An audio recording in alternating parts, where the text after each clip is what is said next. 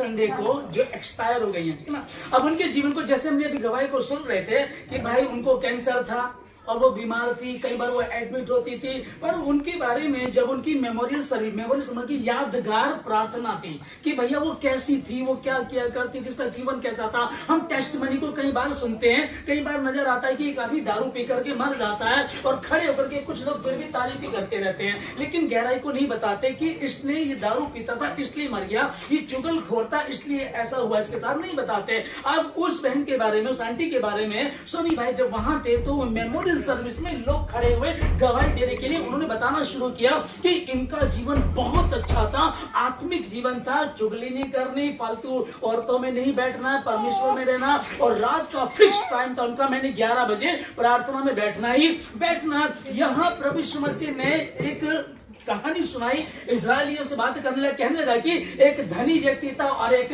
निर्धन था। धनी व्यक्ति प्रतिदिन सुख विलास से रहता था, खूब खाता पीता, खूब एंजॉय करता था, मुजरा देखना, मौज मस्ती करना, बढ़िया बढ़िया महंगे वस्त्र पहना करता था। वो धनी व्यक्ति का जीवन ये था, पर एक निर्धन व्यक्ति था, घाव से भरा हुआ, लोग उसको ला करके, इसका मतलब कि पैरालाइज भी रहा होगा, लोग उसको ला करके उसकी चौखट पर, देवड़ी पर रख दिया करते थे, और वो ये सोचता था कि झूठन बचेगी इसकी, जो बचेगा उसमें अपना पेट भर लूंगा। और यहां तक कि इससे भी बड़ी प्रॉब्लम क्या नजर आती है हमको कि कुत्ते भी आकर के उसके घाव को चाटते थे। ये कहानी प्रभु यीशु मसीह बताने लगा तो जब शुरू में बात आए, जैसे अभी आप लोग बता रहे थे, नहीं यार ये तो अजीब बात है, वो धनी व्यक्ति, हाँ धनी व्यक्ति, सिर्फ धनी व्यक्ति था, लेकिन वो परमेश्वर के भय में नहीं था, परमेश्वर के भय में नहीं था। परमेश्वर के भय को अगर लेकर के चलता तो धनी होना पाप नहीं है। परमेश्वर ने कहा व्यवस्था विवरण में कि तुम पृथ्वी की समस्त जातियों में श्रेष्ठ होंगे, मैं तुम्हें पृथ्वी की समस्त जातियों में श्रेष्ठ करूंगा।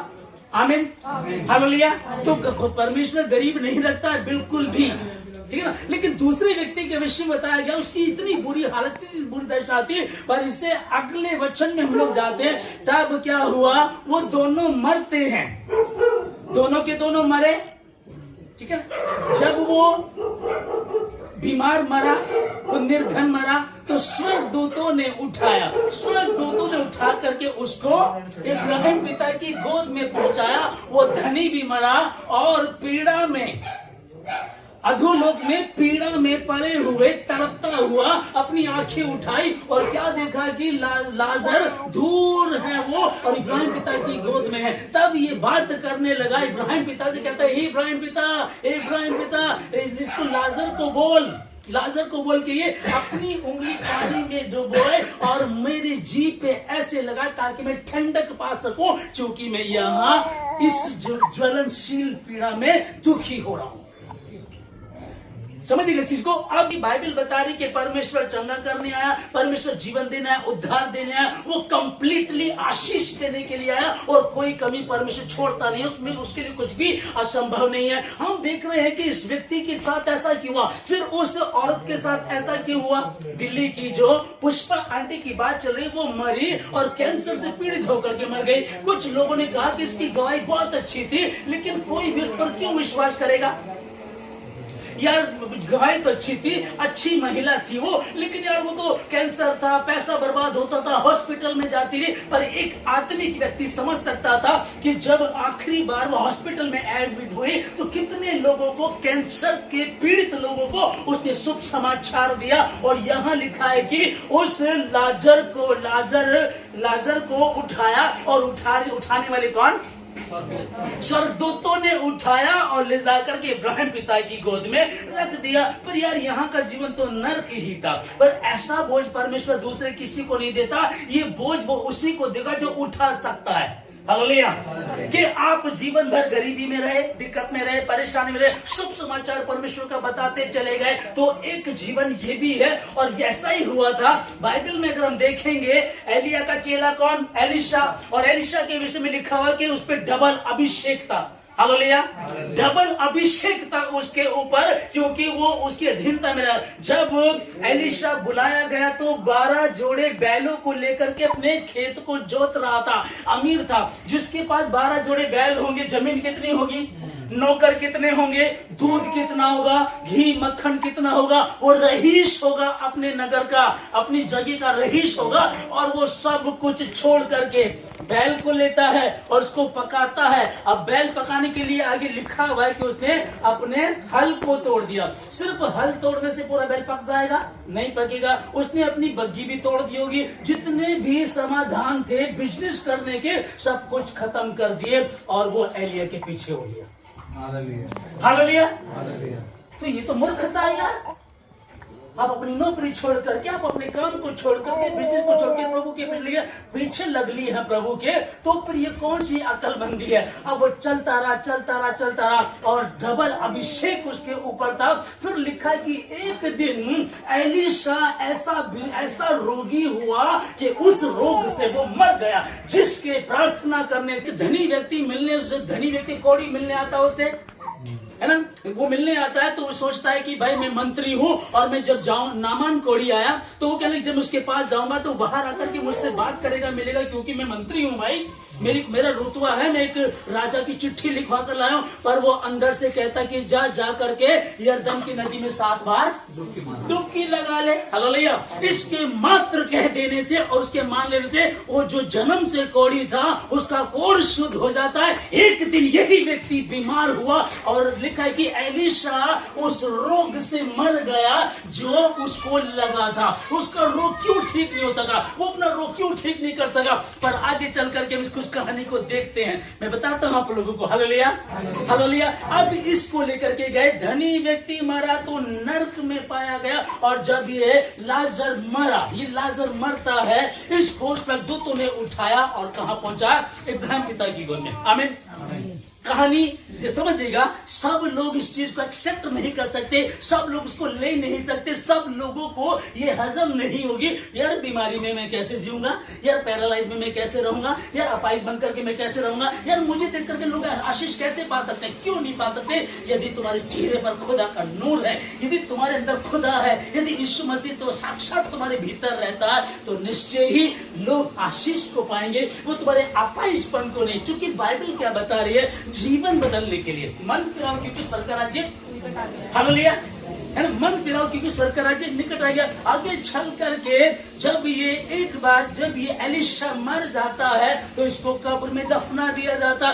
कुछ लोग एक मरे हुए को लेकर के आते हैं, जब उस मरे हुए को लेकर के आ रहे होते हैं तो कुछ सेना उधर से निकल रही होती है, तो जल्दबाजी में उसको मुर्दे को छोड़ करके चले जाते हैं, और वो मुर्दा कहां छोड़ा जाता है? एलीशा की कब्र में गिर जाता है, और एलीशा की हड्डी से उस मरे हुए की हड्डी टच होती है और वो मरा हुआ जिंदा हो जाता है। ये आशीष है।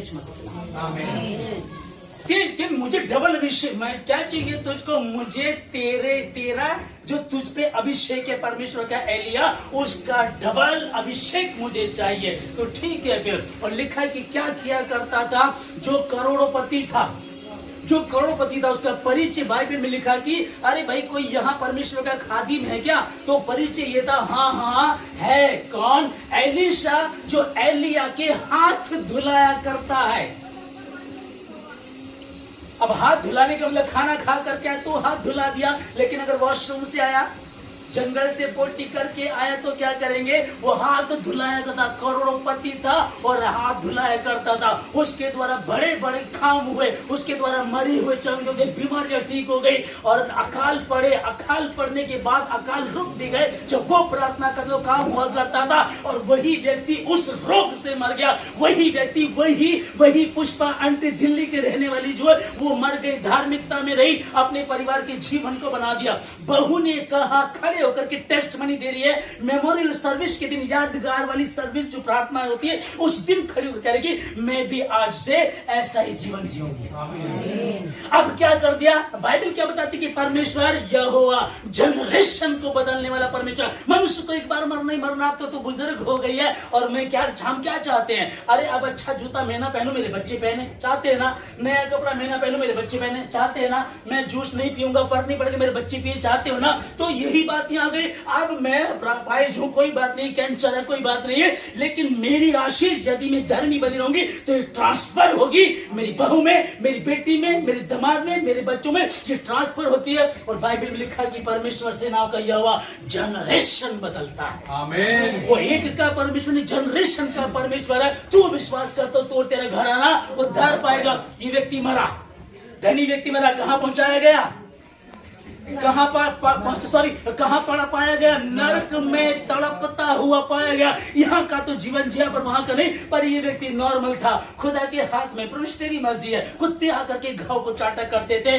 और मरा। स्वर्गदूत ने उठाया और कहां पहुंचा दिया, इब्राहिम पिता की गोद में। आगे पढ़े थोड़ा सा, ठीक है ना। अब यहाँ के जीवन को हम लोग देख रहे हैं कि यार ये तो बड़ा अजीब बात हो गई, इस तरह से कैसे जिएंगे। क्या अगर ऐसा जीवन हो तो जी सकते हैं? एक मिनट के लिए चलो सब प्लीज ध्यान दो इस बात पर। अगर ये वाला जीवन आता है, लाजर वाला, निर्धन वाला, तो क्या कर सकते हो? कठिन है बात, मैं ऐसे जानना चाह रहा हूं। हाँ जी जी, हाँ जी, जल्दी जल्दी। लोगों ने बहुत उसकी गवाही बताई कि बहुत अच्छी थी, बहुत अच्छी थी। वही बात मैं आप लोगों को, यहाँ धनी व्यक्ति की बात चल रही है, निर्धन व्यक्ति की बात चल रही है। निर्धन के विषय में हमने देखा कि परमेश्वर के दूतों ने उसको उठा करके वहां पहुंचाया, और धनी व्यक्ति जो अपने जीवन को ऐश्वर्य आराम से जी रहा था, वो नरक में पाया गया। ओके, अब ये बात कर सकते हैं कि यार हमने देखा कि भाई यीशु मसीह के साथ बंधा हुआ दो डाकू थे। एक डाकू उस पर आरोप लगा रहा था, यदि तू परमेश्वर का पुत्र है तो खुद को बचा ले, हमें भी बचा ले, अगर है तो देख ले तेरे पल्ले में कुछ है तो। ऐसी होता है, ऐसी कमेंट पास कर रहा हुआ, और भाई खुद को भी बचा ले, हमको भी बचा ले।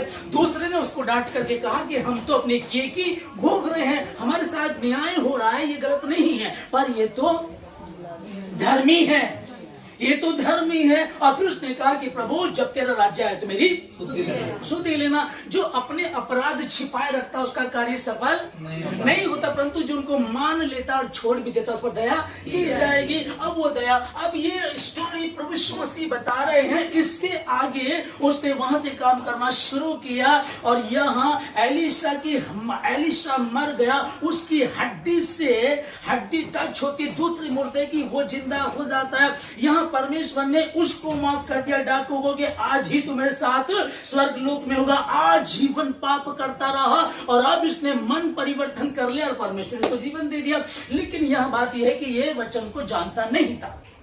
अगर मसीह लोगों में बैठा हो कुछ सोचे चलो थोड़े दिन और ऐश कर लेते हैं, थोड़े दिन और वह विचार कर लेते हैं, थोड़े दिन और दारू पी लेते हैं, थोड़े दिन और झूठ बोल लेते हैं। कुछ मसीह या ऑनलाइन जो सुन रहे हैं, अगर उनको ऐसा लग रहा है तो फिर वो खतरे में है। कुछ जो जान करके अनजान बना हुआ है उसके लिए माफी नहीं है प्रभु उसको। लेकिन उसके लिए भी लिखा है कि अगर तौबा करता है और परमेश्वर के समीप आता तो परमेश्वर का फिर यहाँ आगे की प्लानिंग क्या हो परमेश्वर बताता है। हालेलुया।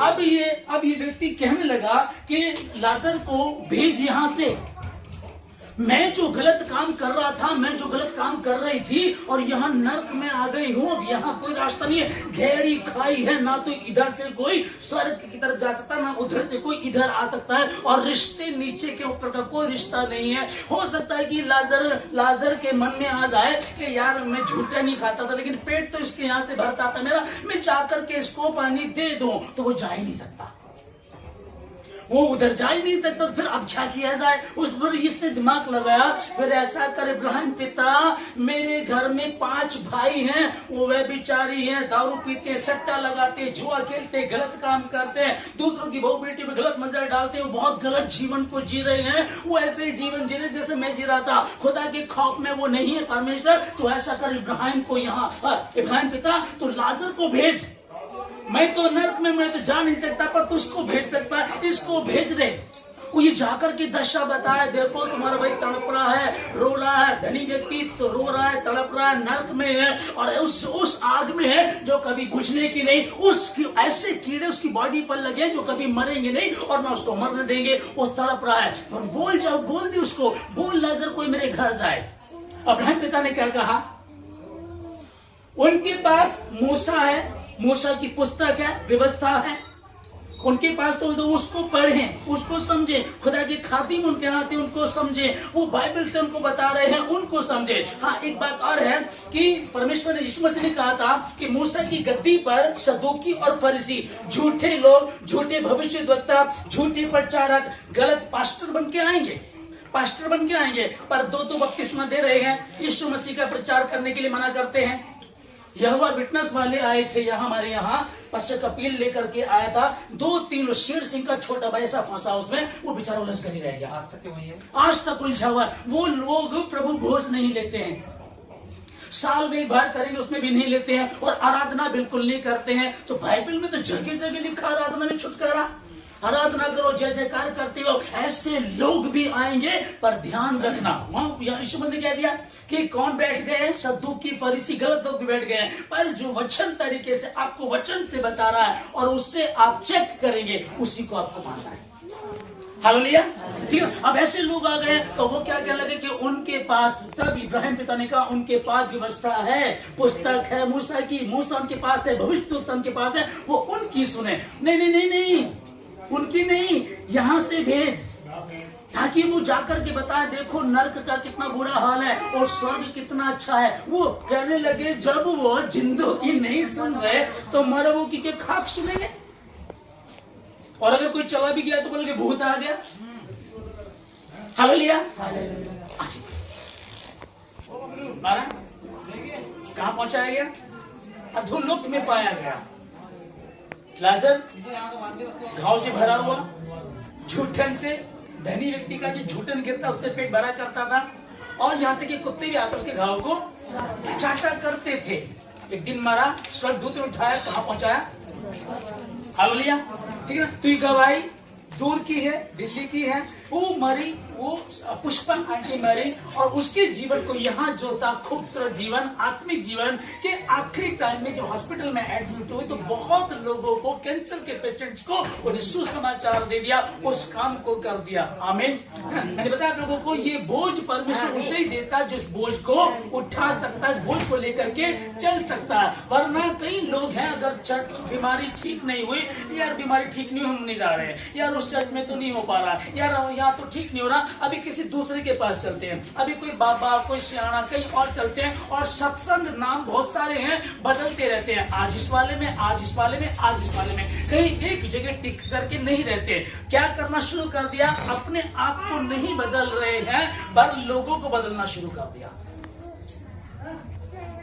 है ना? ऐसा मतलब करना क्या है? बाइबल क्या कह रही है कि तू विश्वास कर तो तू तेरा घराना उद्धार पाएगा। लिखा है कि सबसे पहले यीशु ने क्या करना शुरू किया? सबसे पहले जो शब्द कहे थे, मन फिराओ क्योंकि स्वर्ग का राज्य नहीं बदलने हैं। दूसरी जगह जाकर के धक्के खा करके फायदा नहीं है, क्योंकि बाइबल बता रही मन फिराओ। आपने मन फिरा लिया, आप उसके समीप आ गए और आप बदल जाएंगे। तो परमेश्वर का धन्यवाद देते सारी बातों के लिए और इस पवित्र वचन के लिए कि कैसे परमेश्वर ने पुष्पा आंटी को संभाला और उसका जीवन यहाँ रहा, और वह खड़े होकर के कई लोग रो रो करके गवाही दे रहे थे, और एक उनकी खुद की बहू ने कहा कि अब मेरा जीवन वैसा रहेगा जैसे मेरी सासू माँ का जीवन है। तो आशीष ट्रांसफर हो गई बहू में, बहू से अब बाकी लोगों में हो जाएगी। कुछ कमी है, सोनी बता रहे कि वो लोग बात नहीं कर रहे मेरे से किसी कारण से, कि तुम उस दिन नहीं आए। उस दिन अगर मैं नहीं आया तो मैंने परमेश्वर के वचन को आदर दिया। 7वें दिन कहा होना हमको? परमेश्वर के मंदिर में, और उसी समय वो वहां थे। हालेलुया। अगर उस बात को लेकर के नाराज हो रहे हैं तो उनकी नाराजगी बेबुनियाद है। हमको सबसे पहले परमेश्वर के भवन में 7वें दिन को हमको पवित्र करना है। आमीन। आइए अपनी आंखों को बंद